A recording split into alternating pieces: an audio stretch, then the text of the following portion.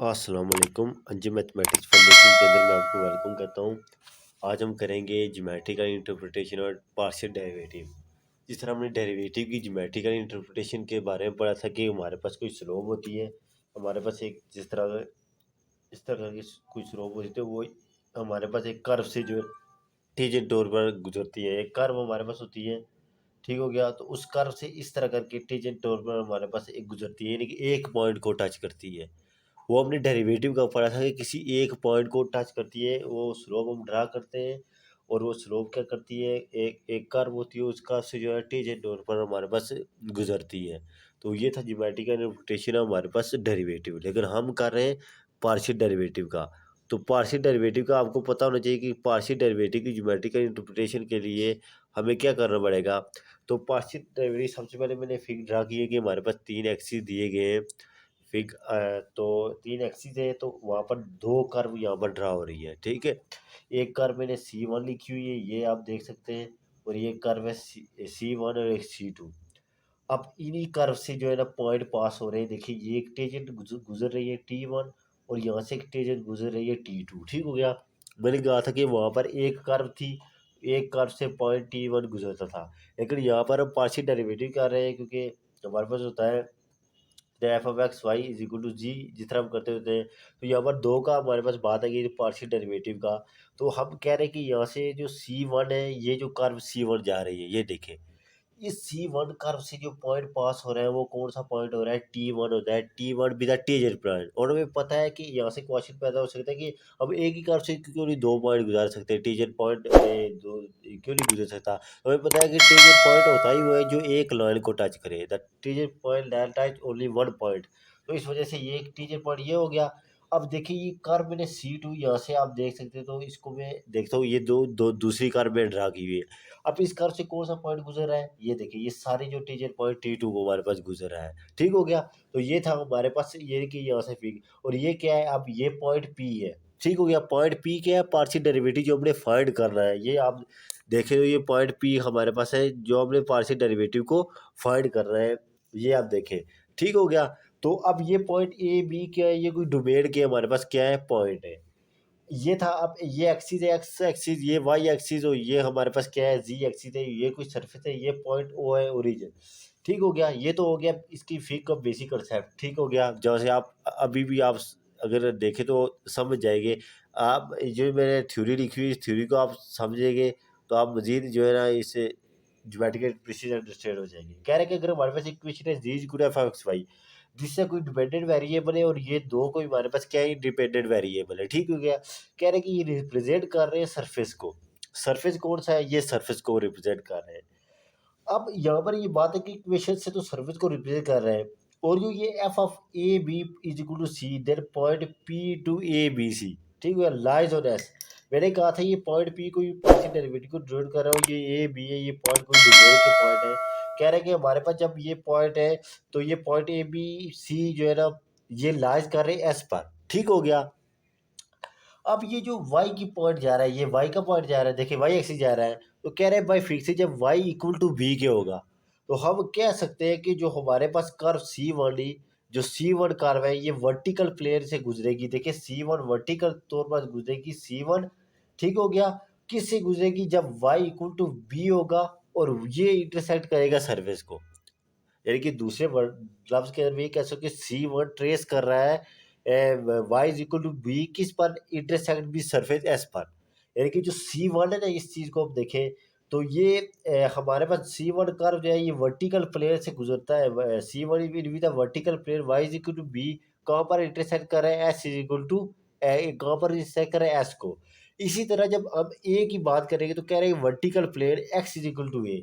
जब वाई की बी का कहा, तो एक्स, जब X is equal to A का होगा, तो ये भी इंटरसेक्ट करेगा एस को। किस पर इंटरसेक्ट करेगा, अब कर्व C2 को करेगा, ठीक हो गया। यहाँ पर मैंने बात की थी कि Y is equal to B, ये इंटरसेक्ट करेगा किसी सरफेस को।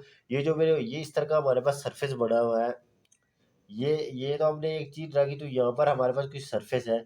तो यहाँ से जब C1 Y is equal to B का आता, तो वहां से कर्व C1 इंटरसेक्ट कर रही थी। जब एक्स इक्वल टू ए का है तब वाई इक्वल टू बी हमारे पास जो कर्व इंटरसेक्ट करेगी वो सी इक्वल टू ए टू सी, यानी कि सी टू कर्व इंटरसेक्ट करेगी। बीन के ये जो हमारे पास कर्व इंटरसेक्ट कर रही है वो सी टू और सी वन दोनों कर रही है। ठीक हो गया। अब मैंने क्या करना है, अब ये ये मेरे पास दो कर्व है सी वन और सी टू।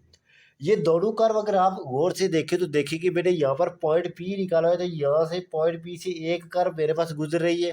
ठीक हो गया। पॉइंट पी से एक कर्व हमारे पास जो है ना गुजर रही है, और एक कर्व जो मेरे पास गुजर रही है वो क्या कहाँ से गुजर रही है, वो एक वही कर्व पॉइंट सी टू से गुजर रही है। अब सॉरी, पॉइंट पी से जो है ना, ये पॉइंट पी है फार इंस्टेंस, तो एक कर्व यहाँ से गुजर रही है। ठीक हो गया।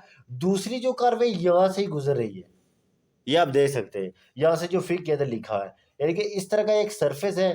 तो सरफेस के जो हमारे पास है ना, ये जो दो कर्व है, एक कर्व ये पॉइंट पी मैंने कहा था कि वो हमारे पार्शियल डेरिवेटिव का पॉइंट है, ये कोई point A B C domain है। तो जो सी वन है ये एक कर्व है। ठीक हो गया। तो एक मेरे पास जो कर्व आ रही है ये इस तरह करके आ रही है। ठीक है, ये यहाँ से गुजर रही है, ये नीचे रही है। ठीक हो गया। यानी कि ये सी वन है और ये सी टू है। अब यहाँ से जो पॉइंट गुजर रहा है ना वो कौन सा है, हमारे पास टी टू है। अब इनमें से ये जो पॉइंट सी वन से टच हो रहा है ये पॉइंट कौन सा है, हमारे पास टी वन है, और ये क्या है, टी टू है।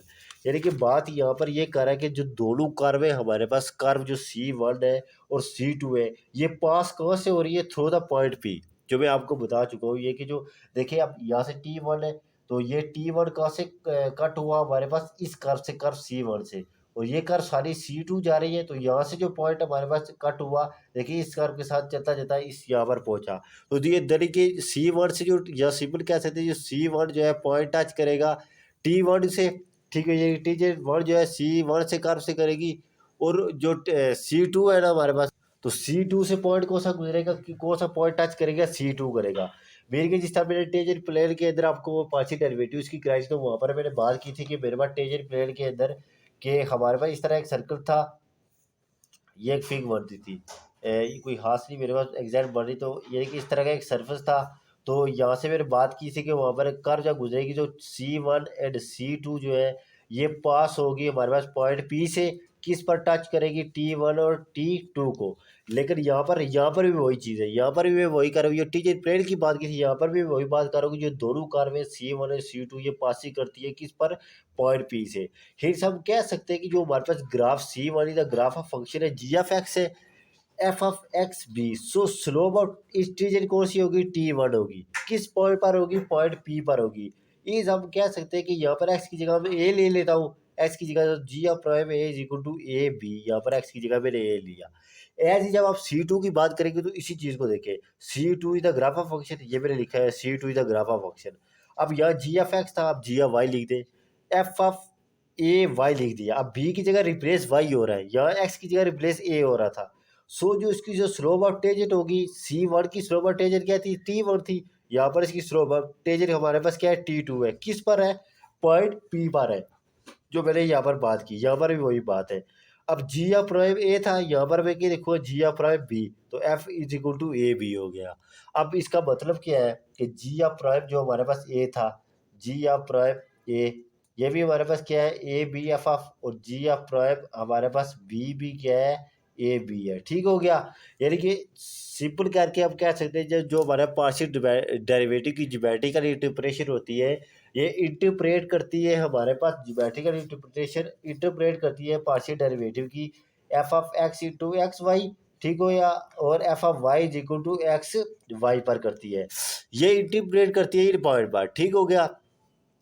अब यानी कि हम सिंपल क्या कह सकते हैं, ये इंटरप्रेट करती है एफ ऑफ एक्स और एफ ऑफ वाई को किस पर, टी वन और टी टू पर, टी जेड पर, और पॉइंट कौन से, पॉइंट हमारे पास पी से हमारे पास कार्य P is equal to A B C जो हमने दिया गया है। तो यानी कि वो इंटरप्रेट हमारे पास करती है, यानी कि सिंपल हम क्या चाहते हैं, जो पार्शियल डेरिवेटिव जो है ना हमारे पास, ये इंटरप्रेशन बता रहे जो दो कार जब हमारे पास गुजरेगी तो कहाँ से गुजरेगी, वो पॉइंट पी से गुजरेगी, और किस पर टच होगी, वो हमारे पास टी वन और टी टू पर टच होगी, जो टेंजेंट पॉइंट है। तो हमें पता है कि टेंजेंट पॉइंट टच ही एक यानी कि लाइन से होता है। तो ये था geometrical interpretation of partial derivative, तो ये आप यहाँ से स्क्रीनशॉट भी ले लें। तो अब हम नेक्स्ट पार्शियल डेरिवेटिव को मज़ीद इसके डिफरेंशियल भी करेंगे और उसके अलावा मज़ीद इसकी कोशिश करेंगे। तो थैंक यू, जज़ाकल्लाह।